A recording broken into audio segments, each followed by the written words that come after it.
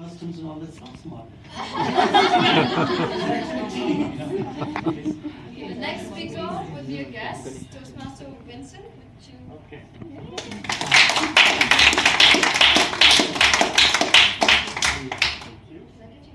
Yes, Vincent.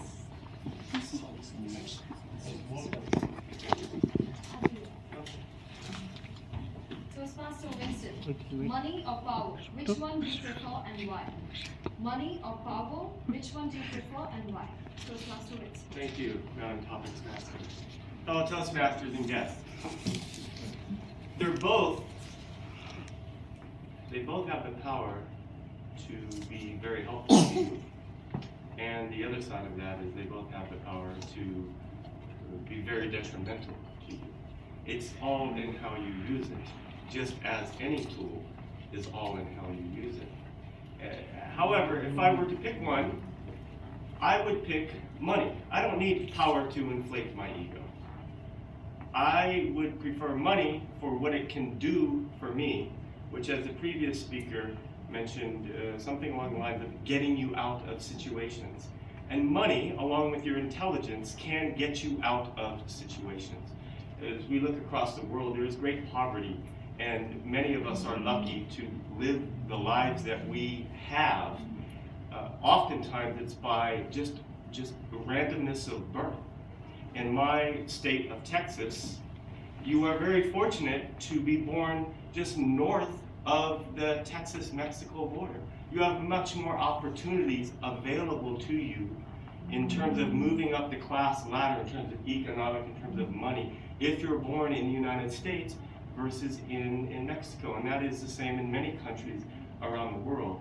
Although money cannot solve a person's problems, I know many people who have a lot of money and they are very unhappy at home. They need multiple sessions of Vipassana in order to help them, because money doesn't cure problems, neither does fame.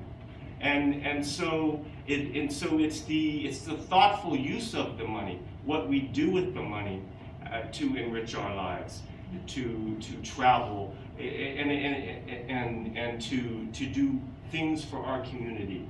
Of course, we all know that the consumption of material things is not really helpful in our lives in terms of creating happiness. We can buy things and buy things and buy things, and that will not help us to be a better human being. But it's the relationships that we have with people, it's the things that we do in our community and in our country. These are the things that help us to be a better person, and so money can be thoughtfully used to arrange those things. Thank you.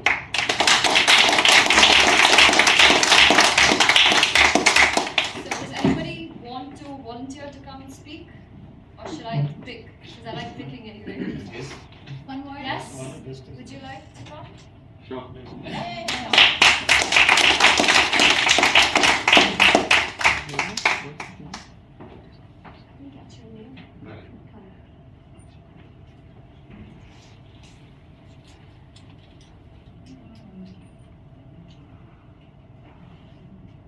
Prospective Toastmaster Karan, what is the most thought-provoking book you've read? What is the most thought-provoking book you've read, Toastmaster Karan? There are 1,000 books which a person has read in his life. It could be any religious book, the Bible, the Quran, the Bhagavad Gita, and so on.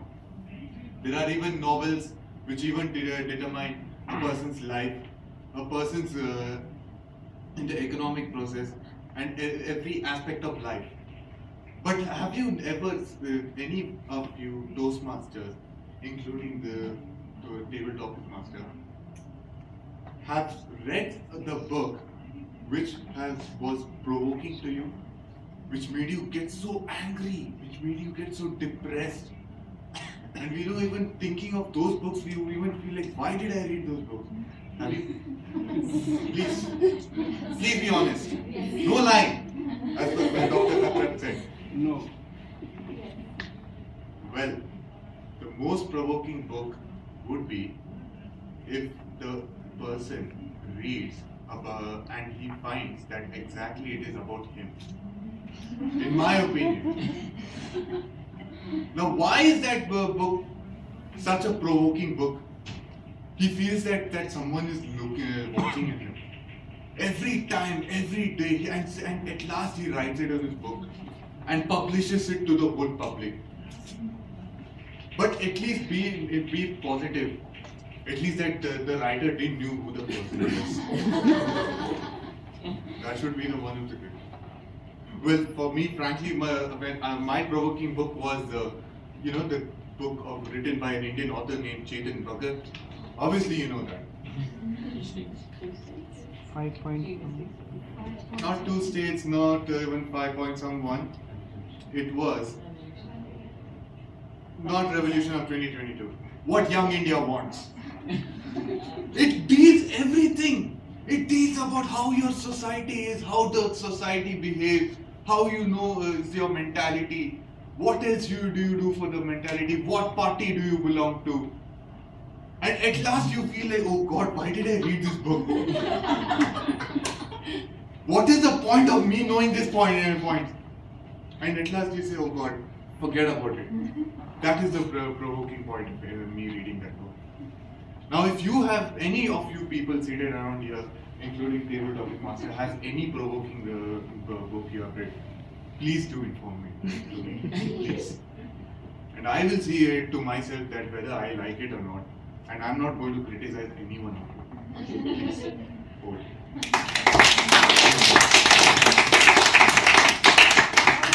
One more special guest speaker.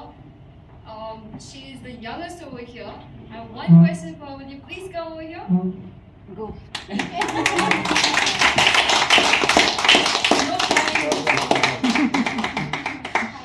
Hi, I didn't catch your name. Janice. Janice. Okay, Janice, your question is, what is your favorite cartoon? And why? And why? What is your favorite cartoon and why? This is Children's Day. So. My favorite cartoon is My Little Pony Friendship.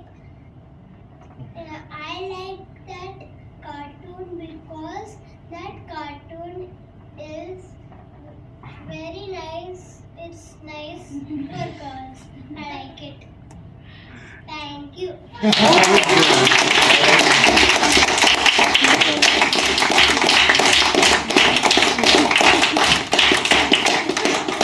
With that, we come to an end to Tabletopic sessions because we're running out of time, but I had a few more questions next time, maybe.